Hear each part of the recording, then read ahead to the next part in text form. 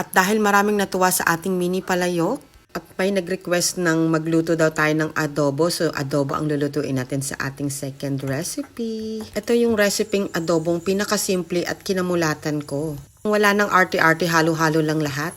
At dahil ito ay adobo, alam na alam nyo na to. Kasi meron naman tayong kanyang-kayang paraan sa pagluluto ng adobo. At ako din naman, marami akong style sa pagluluto ng adobo, depende sa mood. For today's video, ito ang style natin ngayon. Chicken adobo palayok version.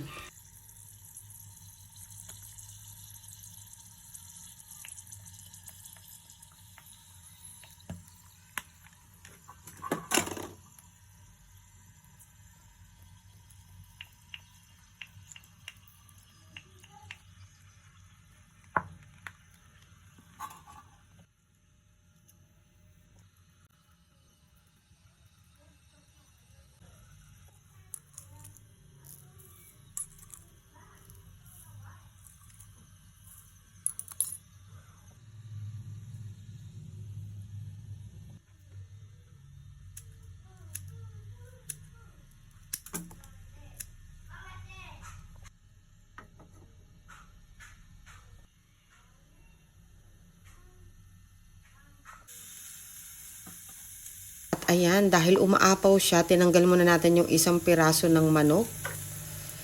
And then, ibabalik natin yan pag nag-reduce na yung sabaw. So, ayan, binalik na natin. And then, antayin na lang natin yung maluto. Ito ang adobong walang halo-halo. Ika nga, trust in the process. Tiwala na lang na masarap to at maluluto. Obvious naman naluto siya. So, let's eat! Dahil dyan, magbubudol pa ako mag-isa.